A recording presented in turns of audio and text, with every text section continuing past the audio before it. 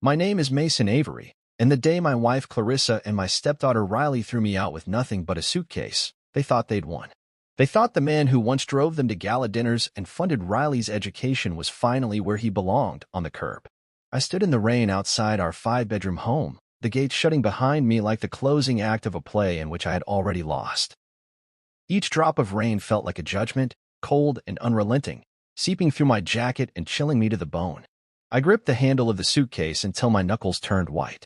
Inside was everything I owned: a few changes of clothes, my laptop, a photo of Clarissa and me on our wedding day, and the small stack of papers I had kept in my pocket all day, proof that, hours earlier, a lottery check for $43,700,000 had hit my bank account. They didn't know. They thought they'd discarded a man with nothing. By dawn, they would discover their mistake. I let the sidewalk absorb my weight step by step. The streetlights flickered overhead, their halogen glow refracting off puddles of water that mirrored my distorted reflection. I passed the convenience store where I bought cereal for Riley on lazy Saturday mornings, and the coffee shop where Clarissa and I used to celebrate pay raises with cappuccinos and croissants. Now, those places felt like relics of a life that had been stripped away in a single, brutal moment. The suitcase scraped against the curb as I moved, announcing my exile to a world that had once embraced me.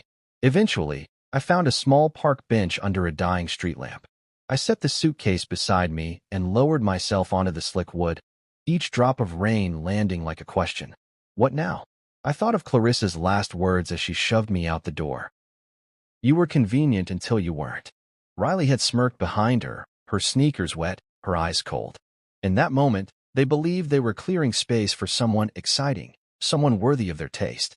But as I stared down at my phone's locked screen, bending my thumb around my wallet to brush away the sticker proof of my lottery win, I felt something stir beneath the rage, an ember of hope that grew with every heartbeat.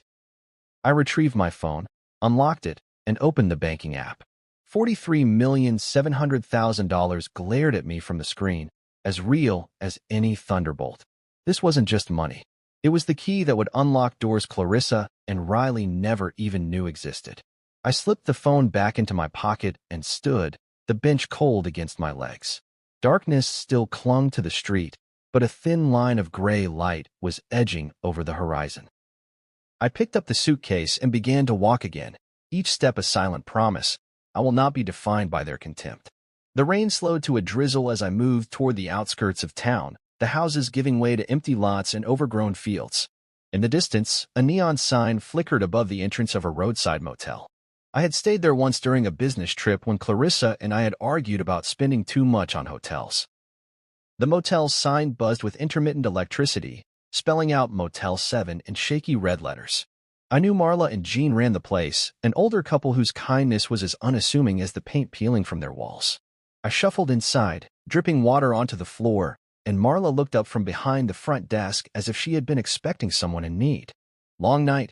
She asked gently, raising an eyebrow at my soaked jacket and suitcase. I nodded, seeing fatigue ripple across her face. Jean curled a mop of silver hair behind his ear, his eyes soft with recognition. We have room for you, she said, handing me an envelope sealed with my name scrawled in blunt marker. It wasn't my real name, but I didn't correct her. In that moment, I was a faceless traveler, a ghost of a life I left behind. The corridor to room 7 smelled of must and disinfectant. My footsteps echoed as I unlocked the door and entered a small space with a twin bed, a chipped nightstand, and a lamp whose shade was torn. I set the suitcase on the bed, the springs groaning under its weight, and peeled off my wet jacket, watching how it pooled at my feet like a discarded memory. The room was modest, but it had heat, a working shower, and a lock on the door, luxuries I no longer had at my former home. I sat on the edge of the bed, closing my eyes as exhaustion and adrenaline warred inside me. I unzipped my jacket and pulled out the folded lottery confirmation and my handwritten notes outlining the steps to secure a blind trust. The Monarch Oak Trust, I had named it, after the oak tree in my childhood backyard, which had sheltered me through storms both literal and figurative. I ran my fingers over the crisp print of the check confirmation. No longer was I the man who carried a damp envelope with a lease. Now I was a man who held the power to rewrite his future. Outside, thunder rumbled faintly, and I thought of how Clarissa had always dismissed my dreams as fantasies. She had refused to see me as more than her pay-10 bill husband. Riley had never looked at me as anything but a bank account. I let a bitter laugh escape my throat. They still didn't know I had the winning ticket. I would not beg for my place back. Instead, I would build a life where no one could render me valueless. I reached for my phone and dialed a number I had saved. Alton Grant, a financial advisor recommended by a friend of Jean's. After a few rings, his calm voice answered, asking how he might assist me. I explained that I needed a blind trust and offshore account set up immediately, that I had a substantial windfall and required complete anonymity. He asked for details, and I recited figures and legal precautions I had scribbled on a crumpled piece of paper. Within minutes, Alton confirmed the plan, established the Monarch Oak Trust under a shell corporation, route funds through a series of untraceable accounts, and secure real estate investments no one could connect to my name. As I hung up, the enormity of my next step settled in, and I felt a cold clarity replace anger. I stood, buttoned the navy suit I had carried in the suitcase, marveling at how good it felt against my skin after hours of being soaked. The suit had once been for a business pitch that never happened. Now it felt like armor. I gathered my papers, slipping them into the inner pocket, and prepared to leave the motel. As I stepped into the corridor, I passed a pair of guests returning from the parking lot. They glanced at me with curiosity, but I offered a polite nod and continued to the exit. Marla was behind the desk, her eyes meeting mine as I returned the key. She offered a small, sympathetic smile, and I returned a nod of gratitude. Outside, the first rays of dawn cracked the sky, painting the world in muted gold. I breathed in the crisp morning air and hoisted the suitcase over my shoulder. Jean stood beside his rusted pickup truck, holding a steaming mug of coffee. "Take care," he said gruffly. I nodded, aware I couldn't reveal the truth of why I was leaving before sunrise. I unlocked my car, sliding into the driver's seat as the engine sputtered to life. My reflection in the rearview mirror showed a man transformed, soaked, bruised in pride, but unbreakable. I merged onto the highway with the suitcase at my side, the road stretching ahead like an invitation. Each mile I put between myself and Clarissa's empty mansion felt like liberation. By the time I reached Alton's office in the city, the sun was fully risen, and I parked a block away to remain anonymous. I carried the suitcase inside, no longer a symbol of disgrace, but of rebirth, and entered the glass door marked Grant and Associates. The receptionist raised her eyebrows at the sight of the suitcase, but I told her I had an appointment and she directed me to a conference room. I placed the suitcase on the floor and sat opposite Alton, who greeted me with a professional nod. He studied the documents I handed him. The lottery confirmation, my handwritten trust outline, and a piece of paper listing properties I intended to acquire. "Everything is in order," he said. "Once we move funds into the Monarch Oak Trust and establish the LLCs, Clarissa will have no legal claim." I let a satisfied exhale escape me as relief washed over my chest. I met his gaze. "Once I'm done here, I want to start fresh, build something that reminds me what I'm worth." His smile was faint but approving. I reached into the inner pocket of my suit and touched the phone, feeling the vibration of purpose in my palm. I realized that the man bruised on the threshold of his home had vanished. In his place stood a man with the means to rewrite every part of his story. By the time I left Alton's office, the trust was forming, funds were moving, and my first real estate investments were underway. I emerged onto the street, closing my eyes as the city's energy pulsed around me. I took a deep breath, inhaling the promise of possibilities. As I walked back toward my car, I felt the suitcase lighten with each step. The humiliation of that rainy night had been replaced by resolve. They thought they had sent me to my lowest point, but they didn't know I had the winning ticket all along. By dawn, they would learn that the man they discarded was no longer powerless. He was a millionaire, unshackled, and ready to claim a destiny entirely his own. I ended up at a roadside motel run by an older couple, Marla and Jean, who didn't ask questions. The place smelled faintly of bleach and old cigarettes, but I was too tired to care. The neon vacancy sign had glowed like a beacon in the drizzle, promising me at least a roof and 4 walls, even if they were paper thin. The room was small, 1 bed, a nightstand, and a coffee pot that looked like it belonged in a museum. I dropped my suitcase on the floor and sat on the edge of the bed, feeling the spring's protest under my weight. My phone felt heavy in my hand, The confirmation of the lottery check glowing on the screen like a secret weapon. $43.7 million after taxes. Enough to never need anyone's permission again. I thought it would feel like a victory lap, but it didn't. It felt like a reminder. Of all the times Clarissa had told me I was just a paycheck, of all the times Riley had rolled her eyes when I asked about her classes, of the silence that had spread like mold in the corners of our home until it rotted everything between us. The heater rattled as it struggled to warm the room. I pulled off my wet shoes and lined them against the wall, the laces tangled like a reminder of the mess I'd left behind. I stared at the cracked ceiling, wondering how long it would take Clarissa to realize she'd lost her golden goose. She'd called me a burden that morning, her words as sharp as the slap of rain against my face. You were convenient, Mason, until you weren't. Riley had echoed her, a smirk dancing on her lips as she added, Mom deserves someone exciting, not someone who folds towels for fun. They'd believe they were getting rid of the dead weight. But I had walked out of that house with more than a suitcase. I'd walked out with freedom. I reached for the coffee pot, dusted off the handle, and poured myself a cup. The bitter, lukewarm brew tasted like regret, but it was enough to keep me awake. I set the cup on the nightstand and opened my phone again, staring at the balance until the numbers blurred. $43,700,000. A small laugh escaped me. Clarissa had spent our entire marriage telling me money didn't matter as long as I provided. She'd cried over credit card bills and pouted about the economy, but she'd never lifted a finger to help. Now, with a single tap on my phone, I could erase every debt she'd ever claimed to worry about and choose not to. I could walk away from every obligation she'd ever assigned me, every expectation she'd shackled me with. I felt anger bubble in my chest. A raw, burning fury that had nowhere to go but the empty room around me. I wanted to scream, to shout at the walls, to call Clarissa and demand she explain how she could be so cold. But I didn't, because I didn't need her explanations anymore. I had choices now, and they didn't involve begging her for a seat at her table. I'd make my own table, build my own walls, and invite only those who deserved to sit beside me. I took a sip of the coffee, letting the bitterness anchor me. I pulled my laptop from the suitcase, the familiar weight of it comforting. I logged in, the glow of the screen brightening the room, and opened the email from Alton Grant, the financial advisor Jean had recommended. His words were calm and confident, promising a blind trust that would keep my newfound wealth safe from anyone who might try to claim it, including Clarissa. I read the email 3 times, each word like a lifeline. Monarch Oak Trust. The name itself felt strong, immovable.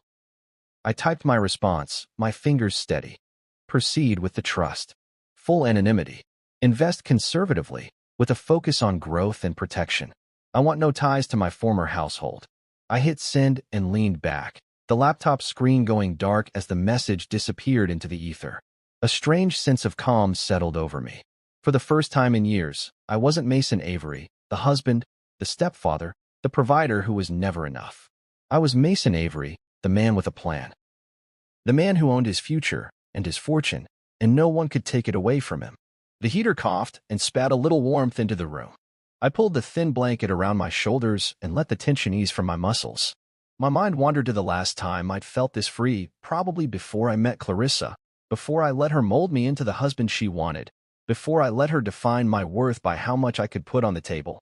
I thought of the man I used to be. Ambitious, hopeful, maybe even a little reckless. I wondered if that man still existed, buried somewhere beneath the scars of a marriage that had drained and dry. A knock on the door startled me.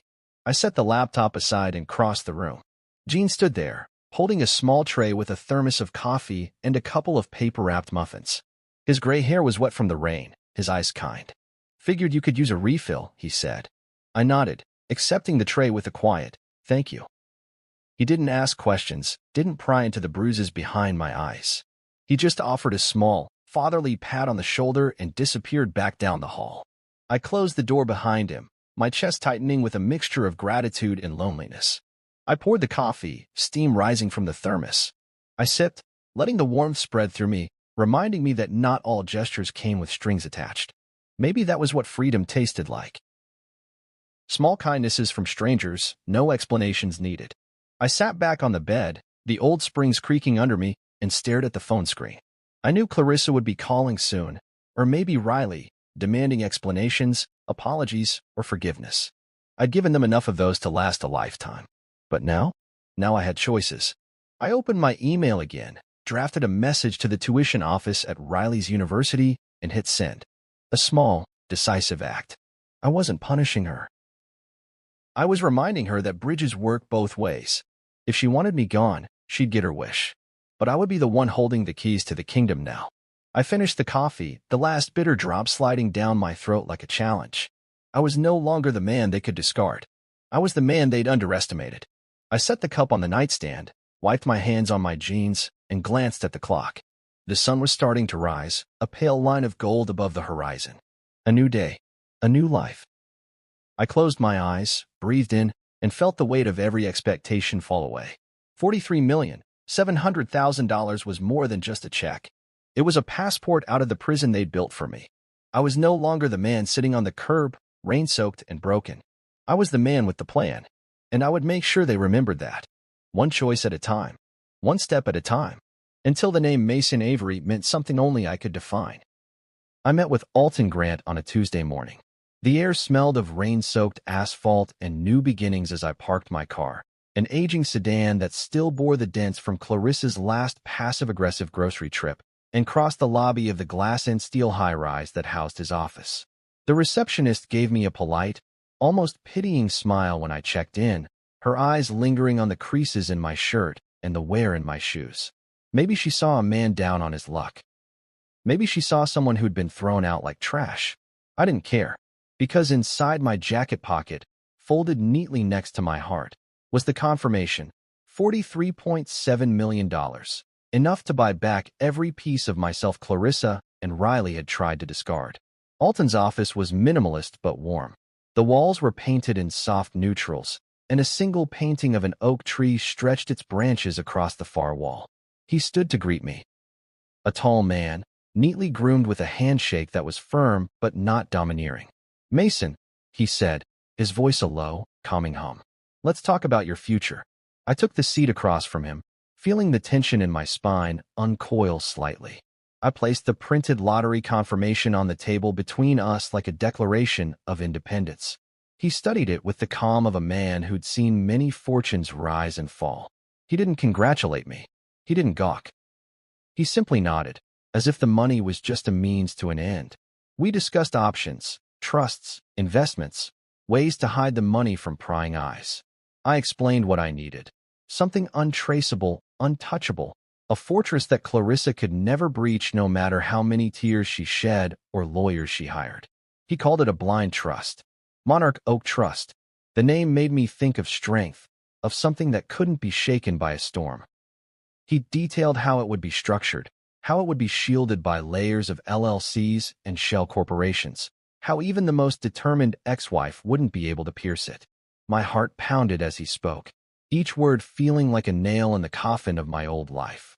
Clarissa's voice came back to me then, unbidden, echoing through the pristine office. "You were convenient, Mason, until you weren't." The memory hit like a slap, and I felt my jaw clench. I remembered her smirk as she watched me walk out with that single suitcase, like she'd finally rid herself of a burden. And Riley, her stepdaughter but never my daughter, the way she laughed and called me budget dad. She'd used me like an ATM, every tuition payment a reminder that I existed to pay bills, not to belong. They'd thought they'd won. They didn't know that at that very moment, money was reshaping itself in my name alone. I wasn't their doormat anymore. Alton asked me if I was sure, if I wanted to take the step that would cut them out of every dollar I'd earned. I thought of the nights I'd spent calculating how to keep the lights on, how to afford Riley's expensive textbooks, how to stretch every paycheck while Clarissa booked weekend getaways with her friends. I thought of every time I'd been told that real men made more, spent more, proved more. My laugh came out low and bitter. "I'm sure," I told him. "I've never been more sure." He nodded, tapping on his keyboard, his fingers moving like a conductor's baton. Each keystroke felt like a door closing on the man I'd been. He printed the initial paperwork, sliding it across the table with a pen. My signature felt like a rebirth, one line on a piece of paper that said I was no longer beholden to their expectations. I handed it back, and he gave me a small, approving smile. "Congratulations," he said. "You're protected now. They can't touch you." The words settled into me like a shield, deflecting every memory of Clarissa's sneer. I leaned back in the chair, feeling the weight of old chains fall away. I let myself imagine it then, a future where I could walk down the street without wondering if I was enough, a world where Riley's tuition payments didn't define my worth. I imagined a home that felt like mine, filled with furniture I chose, meals I cooked because I wanted to, not because I was expected to serve. I imagined laughter that wasn't at my expense, conversations that didn't start with "you should have" or "why didn't you?" I imagined mornings where the coffee was warm and the air didn't carry the scent of my own failure. For the first time in years, I felt like a man who owned his life. Alton stood, offering his hand again. "We'll finalize everything by the end of the week," he said. "In the meantime, I recommend staying quiet. Let them believe you're still figuring things out." I grinned, the first genuine smile I'd worn in months. "That won't be a problem," I told him. "They've always underestimated me." He nodded, and I left his office with my head high, the sun splitting the clouds like a promise. Outside, the city felt different. The same buildings, the same traffic noise, but the air vibrated with possibility. I walked past a bus stop where a mother scolded her child for whining. I felt a pang of something, regret maybe, or sadness. But I shook it off. I wasn't that man anymore. I had made my choice. The bitterness from Clarissa's words still lingered, but now it was fuel.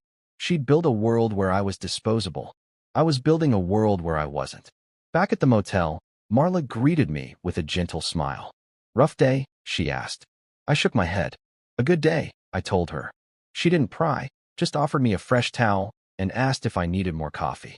I thanked her and climbed the stairs to my room, each step echoing like a drumbeat of determination. I unlocked the door and stepped inside, setting my briefcase on the worn desk. The rain had started again, tapping at the window like a reminder that storms come and go. I opened my laptop and logged into my bank account. The trust hadn't posted yet, but I knew it was in motion. I imagined Clarissa scrolling through her apps, waiting for her monthly allowance to drop, Riley's tuition payment to clear. They'd get nothing. Not from me. I closed the laptop and leaned back in the chair, staring at the ceiling. The rage that had lived in me for so long was still there, but it was different now, less a wildfire, more a forge. It would shape me, not consume me. I'd spent years begging to be seen. Now I was done begging. I would become the man who couldn't be ignored. I stood, letting the silence of the room wrap around me. I wasn't the same man who had stood in the rain outside that 5-bedroom house, suitcase in hand, wondering where he would sleep. I was a man with a plan, with a trust, with a fortune Clarissa could never touch. I thought of the monarch oak, its branches stretching wide, its roots deep. I imagined myself beneath that tree, the storm behind me, the sun breaking through. I exhaled, slow and sure. Mason Avery, a man reborn in the shadow of betrayal. I poured the last of the coffee into a chipped mug, held it up like a toast. "Here's to the man they thought they destroyed," I whispered. I took a sip, bitter and strong, and set the cup down. The rage was still there, but it didn't control me. I controlled it. And with every step, every decision, I would make sure that neither Clarissa nor Riley would ever see me as their burden again. I was the man who had been underestimated, and that was their greatest mistake. Clarissa's voice still echoed in my head like a cheap ringtone I couldn't silence. "You were convenient, Mason, until you weren't." She'd said it as if it were an afterthought, like tossing out a chipped coffee mug. Her words slithered through my mind every time I shut my eyes. I saw her at the top of the stairs, a cocktail in hand, tossing my suitcase like it was a piece of garbage that didn't deserve to clutter her perfectly curated entryway. Riley had been there too, half hidden behind the banister, her smirk as sharp as broken glass. "Mom deserves someone exciting, not someone who folds towels for fun," she'd spat. Those words stuck in my gut like a nail I couldn't pry out. I didn't shout that day. I didn't beg. I didn't try to remind them that it was me who'd kept the house warm, who'd kept the lights on, who'd quietly paid off credit card bills Riley didn't even know she had. I didn't remind them that I'd stood at every soccer game, clapping in the rain, the wind, the mud, always there. Always invisible. I walked out because I'd learned that no matter how much you do for some people, they only remember the times you didn't. And the moment I'd put that front door behind me, I made a vow that I'd never let them have power over me again. A week after leaving, I sat in the corner of a bustling cafe downtown, the kind of place Clarissa would have called too local. She liked places with white tablecloths and menus she could brag about to her friends, menus with prices that ended in zeros. This place had mismatched chairs and a barista who wore too much eyeliner, and it smelled of burnt coffee and desperation perfect. I took a sip of my own burnt coffee and scrolled through my phone, tapping the screen like a man with no place to go. But I had a plan. I'd spent the week working with Alton to finalize the Monarch Oak Trust, watching funds move in ways that would make Clarissa's head spin if she'd ever been the type to pay attention to financial details. She'd always been too busy planning the next party, the next girl's trip, the next cosmetic emergency. I'd always cleaned up the mess, quietly, invisibly, with the silent gratitude of the man she thought I was, obedient, predictable. Now I wasn't cleaning up her mess. I was creating my own. And it felt glorious. I'd found a furnished condo downtown, something sleek and cold in a new building Clarissa wouldn't even recognize. I bought it through a shell corporation, another gift from Alton, and paid the full year in advance. No mortgage, no rent. No one could evict me. The keys rested in my palm like a promise. When I stepped inside for the first time, it felt like breathing after being underwater for too long. No Clarissa's perfume wafting from the bathroom. No Riley's sneakers blocking the hallway. Just space. My space. I unpacked that single suitcase, some shirts, a pair of jeans, my laptop, and the stack of documents that had become my lifeline. I opened the window and let the cool evening air flood in. Below me, the city hummed with possibility. I thought about Clarissa's voice, so sure, so dismissive. I thought about Riley's smirk, the way she'd called me budget dad, like I was the school janitor. I let the memory sit, then set it aside. Because they wanted me gone, and I was giving them exactly what they'd wished for my absence. Except this time, it wasn't on their terms. The next morning, I sat at the new dining table, the one I'd picked out without a single input from Clarissa's design blogs or Riley's Pinterest boards. I opened my laptop and drafted the paperwork to buy out Clarissa's favorite spa's lease, through another LLC, of course. She'd always bragged about how that spa was her sanctuary, her little luxury, the place that kept her looking refreshed and ready to dazzle at every party she threw. She'd never bothered to check who owned the lease. She'd never even bothered to ask. That's the thing about people like her. They think the world exists to serve them, like a bottomless brunch. I sent the purchase offer, and within hours it was accepted. I had the power to evict her. I wasn't getting revenge. I was restoring balance. I thought about that as I walked through the spa lobby later that afternoon, my new ownership papers tucked neatly in my pocket. The receptionist, a young woman with a polite smile that didn't reach her eyes, asked if I needed help. No, I said, meeting her gaze. I'm just here to make sure everything's in order. I didn't elaborate. I didn't need to. The legal team would handle the eviction notice. I'd bought the spa to remind myself that I could. That her world, the one she'd built on my back, could crumble just as easily as it had been propped up. And I didn't feel guilty. Because Clarissa had taught me one thing. Kindness was a currency she never spent. I left the spa and walked to the street, the sun sinking low, casting everything in gold and shadow. I felt the weight of the world lifting off me, one burden at a time. I pulled out my phone and blocked Clarissa's number. Riley's too. Their voices would no longer be the soundtrack to my failures. I deleted every text, every email, every thread that had tethered me to their manipulations. My phone felt lighter, cleaner, like a slate wiped clean. As I stood there, the city alive around me, I thought about the man I'd become. A man who had been used, discarded, left to rot. A man who now owned his future, piece by piece, acquisition by acquisition. I felt no need for revenge. I didn't want their apologies or their excuses. I wanted the peace that came from knowing I'd survived them and that I'd never have to survive them again. I turned and walked back toward my condo, the pavement warm beneath my feet. I passed couples laughing at cafe tables, kids on skateboards, an old man selling roses from a plastic bucket. Life moved on, even after betrayal, even after heartbreak. And so would I. The Monarch Oak Trust was solid, Alton had assured me. My investments were secure. The condo was mine. The spa would soon be mine in name and operation. My name, Mason Avery, carried weight now, not because of what Clarissa had made me, but because of what I'd built on my own. As I reached my building, the doorman nodded at me with the kind of respect that came from seeing a man who didn't look over his shoulder. I returned the nod and stepped inside, the lobby quiet except for the soft jazz playing on the overhead speakers. I pressed the elevator button and watched the numbers light up, floor by floor, until my new home opened its doors. I stepped inside, dropped the keys on the kitchen counter, and looked around. This was mine. Every inch. Every moment. Clarissa had said I was convenient, until I wasn't. Riley had said I wasn't exciting. They'd both been right. I'd been convenient. I'd been predictable. I'd folded the towels. I'd paid the bills. But they hadn't seen the man behind the tasks, the man who was learning, quietly, to wield his own power. They wanted me gone. Now they'd get exactly what they asked for, a man they'd never see coming. One who wouldn't fold their towels anymore. One who wouldn't be their convenience. One who'd become, in his own quiet way, unstoppable. 1 week later, I walked into Grounded in Gold, the small cafe that smelled of roasted beans and second chances.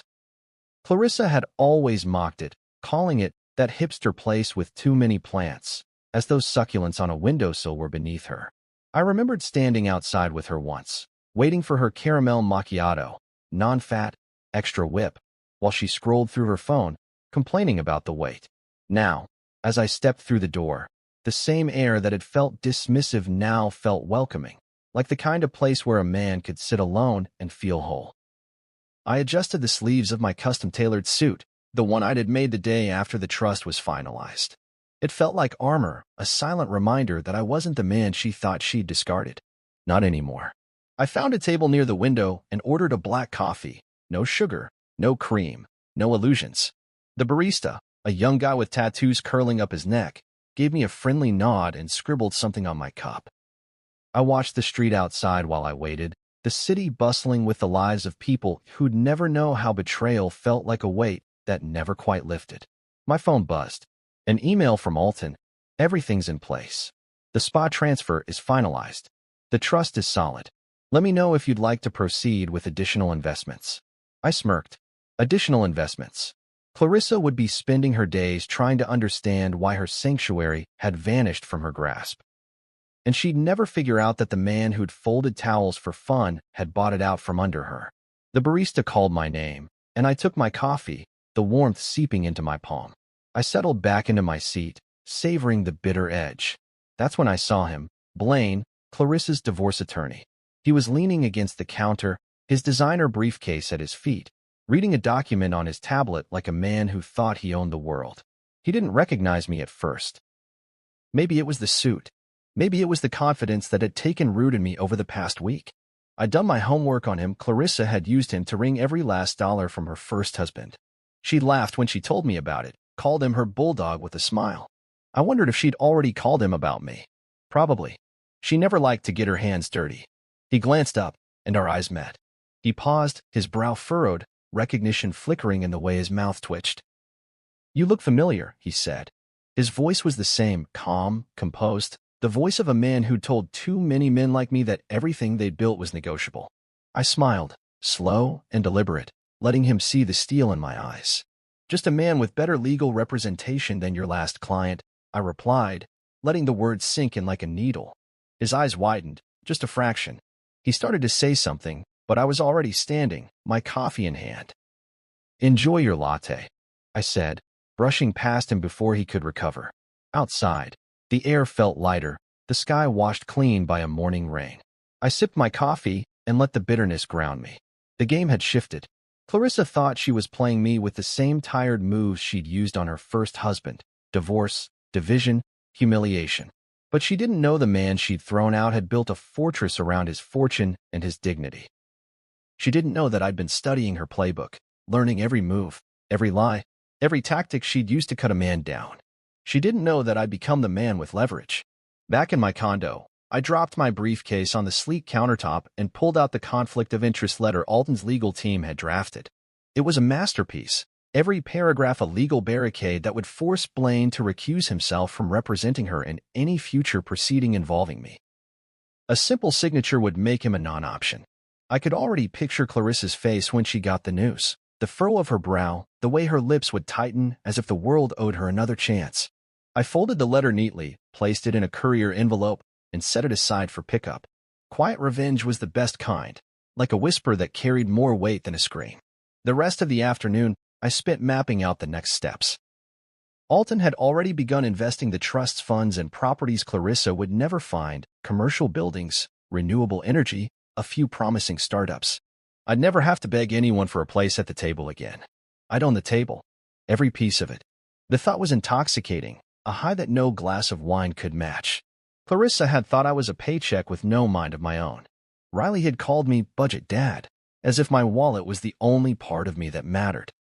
But they hadn't seen the man beneath the folded towels and the quiet generosity. They hadn't seen the man who could sit across from the city's elite and buy their companies out from under them. My phone buzzed again. Another email. This one from a property manager overseeing one of Clarissa's favorite boutiques, a place she'd bragged about to everyone at her parties. The lease was coming up for renewal. I smiled. A small investment from the trust, and I could own the space without her even knowing. She'd be forced to move or pay me rent. I pictured her face again, surprised, outraged, powerless. I sipped my coffee, letting the warmth spread through me. This wasn't about revenge anymore. This was about building a life where no one could tell me I was a burden. A life where I got to decide who stayed and who left. By evening, the sun dipped low, casting long shadows across the city. I stood by the window, watching the lights flicker on one by one. I thought of Clarissa's voice in the darkness of that old house. The night she told me I was convenient until I wasn't. She'd thought that would break me. But what she didn't know was that it had freed me. I was no longer the man who stayed quiet to keep the peace. I was the man who made the rules. I was the man who would never be silenced again. I pulled out my laptop and drafted a note to Blaine's office, attaching the conflict of interest letter. I hit send with a quiet satisfaction. Let him explain that to her. Let her scramble to find another lawyer. Let her feel, for the first time, the weight of a door closing in her face. I didn't need her apology. I didn't need her regret. I needed her to know that the man she'd thrown out had built a kingdom from the ruins. That her scorn had forged me, not broken me. As the city fell into darkness, I poured myself a glass of water, sparkling, cold, and lifted it to my reflection in the window. Here's to leverage, I whispered. Here's to the man she'll never understand. I took a sip and smiled. Because in the end, the best revenge wasn't shouting in the rain or fighting in court. The best revenge was becoming untouchable, a man who didn't need permission to rise. And that man, me, wasn't just standing anymore. He was building. And Clarissa? She'd never see it coming. Riley had always called me budget dad, like it was a name she'd scribbled in the margins of her diary with a pink gel pen. She'd say it with a roll of her eyes, that smug twist of her lips that made me want to remind her exactly who was paying her tuition. But I never did. I'd taken every insult, every condescending sigh, every dismissive wave of her hand as though I were the family butler rather than the man who'd built the life she took for granted. Clarissa had always found it funny, the way Riley teased me. She'd laugh along, never once telling her daughter that maybe she should be grateful. I'd learned to swallow that laughter, to let it collect in the quiet corners of the house, like dust no one else noticed. But now I was the one with the vacuum.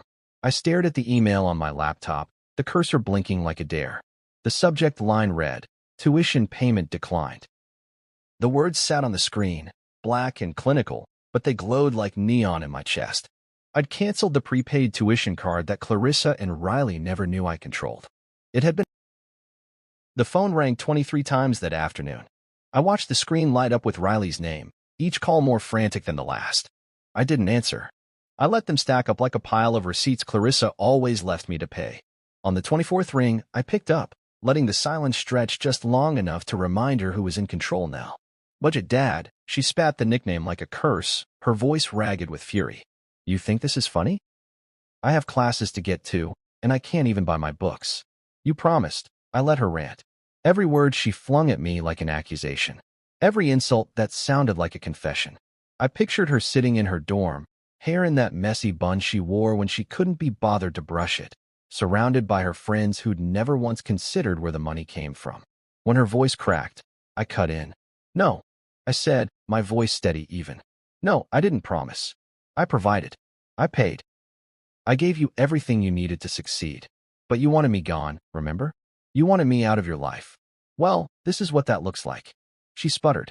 You think you can just... I closed my eyes and let her rage wash over me like water. I don't think. I know. And this is what you wanted, Riley. I'm not your budget dad anymore. I'm not your anything. I paused, the quiet between us a chasm I knew she'd never cross. Rich men don't beg, and I'm done being the man who does. I ended the call before she could answer. The silence on the other end felt like a door slamming shut. I leaned back in my chair, the hum of the laptop fan the only sound in the room. I stared at the screen, my own reflection ghosting back at me. For a moment, I saw the man who'd driven her to school, who'd sat in the bleachers at every game, who'd stayed up late helping her with essays she claimed were beneath her. I saw the man who'd paid every bill, every overdue notice, every credit card Clarissa had maxed out buying dresses she'd wear once. That man had been the background character in their story, a necessary accessory to their lives. I'd played the role so well I'd almost forgotten I had a life of my own. But not anymore. I clicked over to the scholarship fund I'd set up earlier that day. I'd funded it with the same amount I'd earmarked for Riley's tuition, $30,000. Except now it was in the name of a student who'd sent me a letter months ago, a kid whose parents worked 2 jobs just to keep him in classes. He'd thanked me for the help, told me he'd make me proud. I'd never even met him, but I saw more of myself in that letter than I'd ever seen in Riley's designer complaints. I clicked send on the final confirmation and leaned back, feeling something that felt suspiciously like relief. Outside the window, the city pulsed with its own rhythms. Cars honking, people hurrying, rain pooling in the cracks of the sidewalk. I wondered if Riley would tell Clarissa what I'd done. I wondered if Clarissa would call me, voice dripping with performative concern. "How could you do that to her, Mason?" she'd ask. "She's just a child." But Riley was 19, old enough to know that bridges don't burn themselves, old enough to know that the man who'd carried her on his shoulders at the zoo didn't deserve the name Budget Dad. And if Clarissa called, I'd remind her that the tuition card had always been mine, that every payment had come from my pocket. Maybe she'd understand then. Maybe she'd learn. But probably not. I stood and stretched, the stiffness in my shoulders a reminder of every night I'd lain awake worrying about making ends meet. I picked up the phone, blocked Riley's number, and set it down. My condo felt warmer somehow, cleaner. Like the last echo of their voices had finally been scrubbed from the corners. I walked to the window and watched the city lights blink on one by one. I thought of the Monarch Oak Trust, the spa lease, the condos, the investments, all the pieces of the life I'd started building when they thought they'd left me with nothing. The man I was now wouldn't fold towels for fun. He wouldn't sit at the kitchen table balancing checkbooks while his family rolled their eyes. He'd become someone they'd never see coming. And Riley? She learned that money doesn't appear out of thin air. She learned that respect isn't a given, that kindness isn't infinite. And maybe, just maybe, she'd learned that the man she'd called Budget Dad was the one who'd made sure her world didn't crumble under its own weight. I poured myself a glass of water, cold, crisp, clean, and drank it slowly, savoring the way it washed away the bitterness. I didn't hate Riley. I pitied her. She'd been taught by Clarissa to see the world in terms of what it could give her. But the world doesn't work that way. And now she'd learn. I'd learned, too, that I didn't need her approval, or Clarissa's, or anyone's. I had my own measure of worth now, and it was written in investments, in quiet generosity, in a future I'd built brick by brick without their permission. As I set the glass down, I let out a breath I didn't know I'd been holding. The man they'd left behind was gone. The man who'd replaced him was ready. Ready for the next call. Ready for the next challenge. Ready for the next piece of the life they'd never believed I could build. And for the first time in years, I wasn't afraid of what came next. I was looking forward to it. Clarissa's latest post appeared on my phone just as I finished reviewing the acquisition of a small tech startup, one that would double its value in 6 months with the right guidance. The alert buzzed at the top of my screen. Clarissa James posted a new photo. I didn't need to click, but I did. Curiosity, or maybe habit, pulled me in. And there it was, a perfectly staged family photo, Riley beaming in the front, Clarissa's arm draped around Brett, the new man of the hour. He was everything she'd wanted me to be, I guessed: plastic surgeon, smooth talker, expensive watch glinting in the sun. The caption read, "Upgrading isn't betrayal. It's evolution." I let out a short laugh, one that startled me with its hollowness. I could almost hear her voice behind the words, the way she'd tossed them around like designer confetti. "It's not personal, Mason. It's growth." She'd probably said the same thing to her first husband, back when Blaine had helped her carve him up like a roast. But this time, she wasn't carving me up. She'd thrown me out, sure. But I'd landed on my feet with a trust fund bigger than she'd ever dreamed of and investments she'd never even understand. And now, she was showing the world that she'd evolved, that I'd been the training wheel she'd outgrown. I scrolled past the post, watching the likes climb 68, 69, 70, a trickle of approval from her curated world. Her friends, those women with too much perfume and too little loyalty, typed their applause. So happy for you, Clarissa. You deserve it, girl. Glow up queen. I wondered if any of them knew who'd paid for Riley's private school, who'd picked up the groceries when Clarissa forgot, who'd stood in the rain waiting for Riley's dance class to finish while Clarissa was off at her spa. Probably not, because I'd never made myself the star of that family photo. I'd always been the one behind the camera, the one holding the bags, the one who smiled for everyone else's sake. I opened my own gallery app, scrolled to a photo I'd posted just that morning, me, standing on a yacht deck, wind in my hair, flanked by a few of the investors I'd met at my dinner the night before. The caption was simple: evolution comes after separation. The likes were already over 12,000. Some were business contacts, some old college friends who'd seen me rise, but most were strangers who liked the story, the quiet man who'd been cast aside and refused to disappear. My phone buzzed with comments. Love this energy. Boss move, Mason. Never let them write your story. Each one a reminder that I'd stepped out of her narrative and into my own. The contrast was glaring. Her curated smiles, her perfect makeup, her new man, and my laughter in the wind, my investors smiling like they'd found their newest partner, the kind of partner who didn't beg for a seat at the table but built the table himself. She'd posted her photo for applause, but I'd posted mine to remind myself, and maybe her, that I wasn't the man she'd left behind. I was the man she'd underestimated. I closed the app and leaned back in my chair, the leather cool against my skin.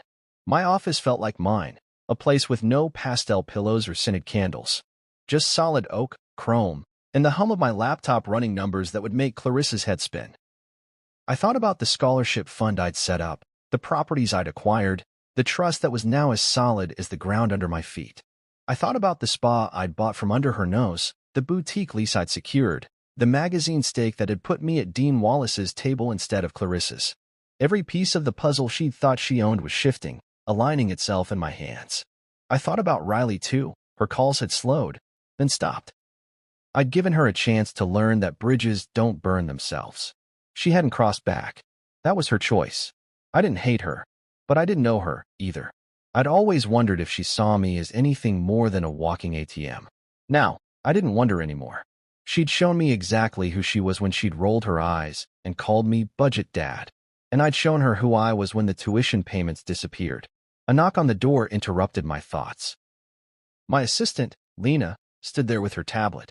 "Mr. Avery," she said, "the quarterly projections just came in. You're outperforming all forecasts."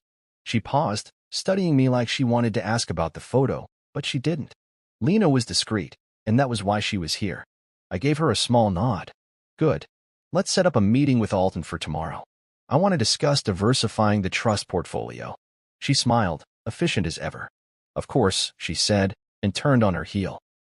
I stared at the screen one more time, at Clarissa's smile, at Brett's two white teeth, at Riley's practiced grin. They were a family now, at least for the cameras. I wondered if they'd share wine on that patio where I'd once fixed the string lights by hand. I wondered if Clarissa would remember that I'd learned to cook because she'd said she was too tired after work.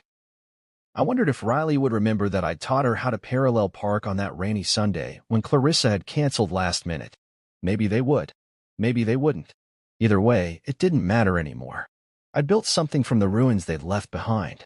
I'd carved a new name for myself that didn't require their approval, didn't shrink under their criticism.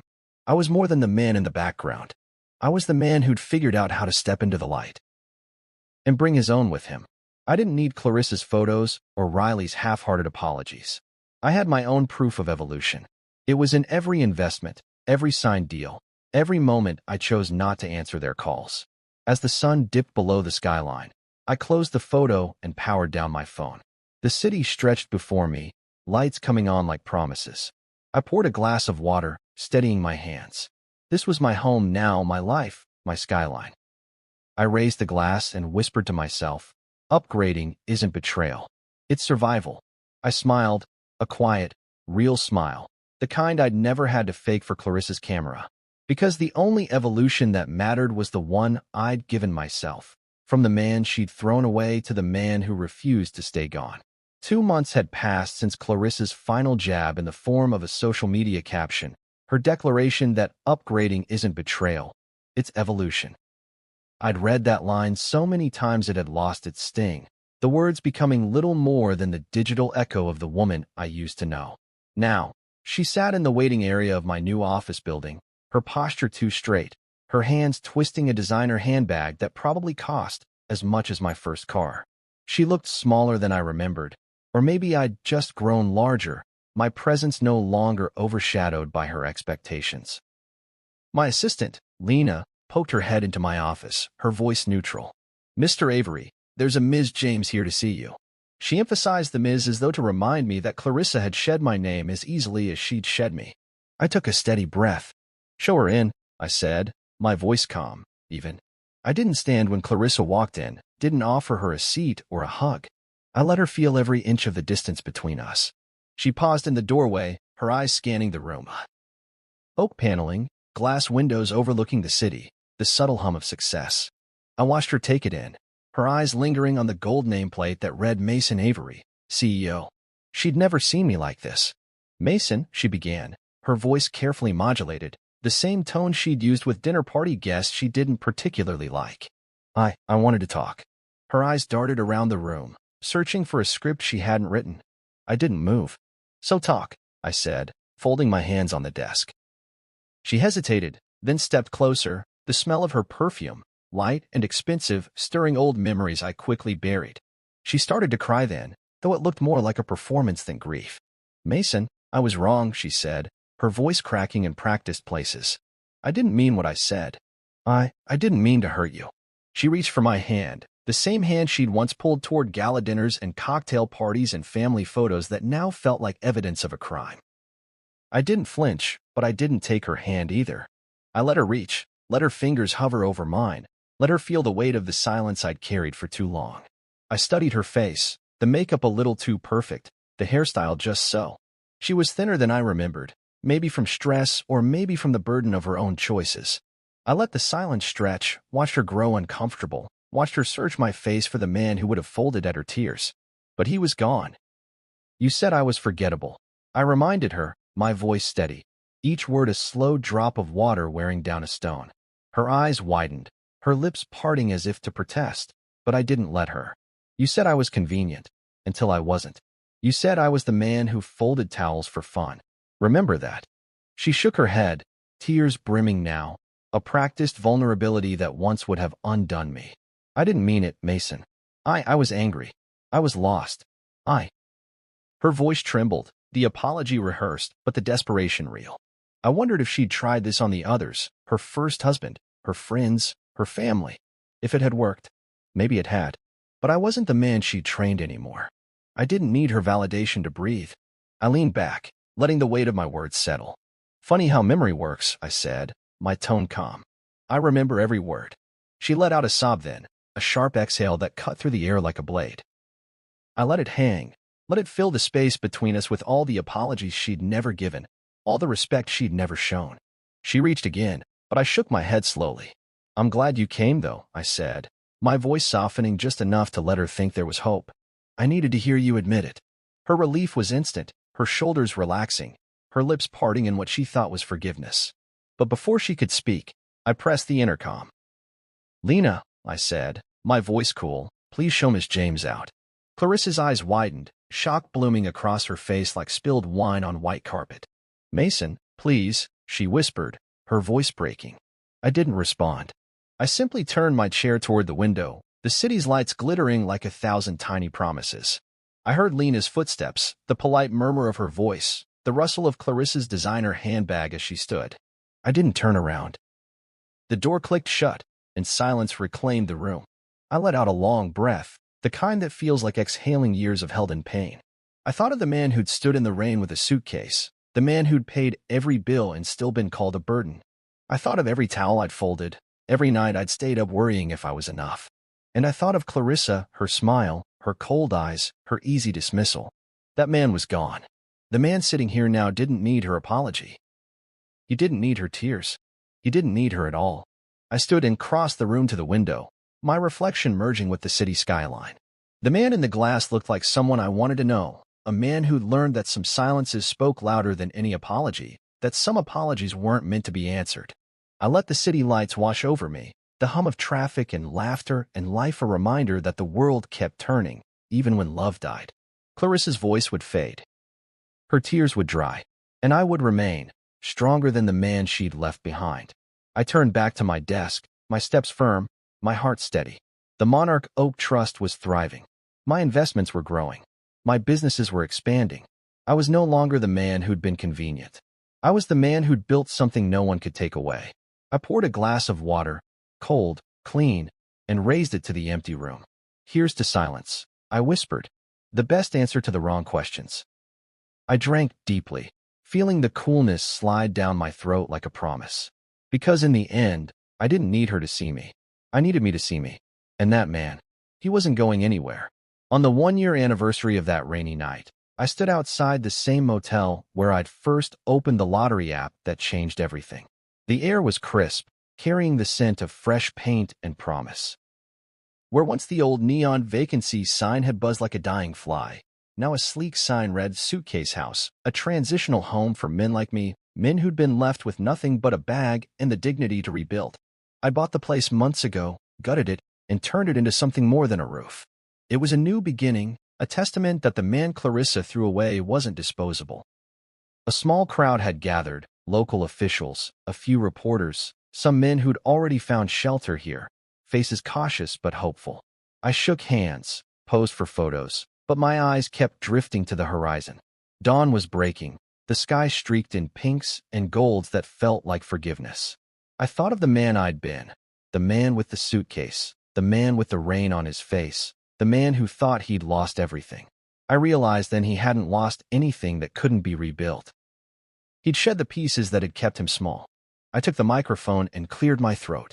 My voice was steady, a man's voice, one who knew who he was. Suitcase House isn't just a place to sleep. It's a place to start again, I said. My words carried on the morning breeze. It's for every man who's been told he's a burden. For every father who's been called budget dad. For every husband who's been thrown out like trash. You're not trash. You're worth rebuilding. I paused, letting the words sink in, letting them land in the hearts that needed them most. As I cut the ceremonial ribbon, a cheer went up. I looked at the sign one more time, the words Suitcase House in bold letters. The name came from that first night when I'd thought I had nothing left. But I'd had everything I needed. Strength, resolve, and a suitcase of dreams Clarissa couldn't steal. I whispered to myself, you're not who they said you were. You never were. And by dawn that day, I wasn't just rich. I was free. Truly, finally free.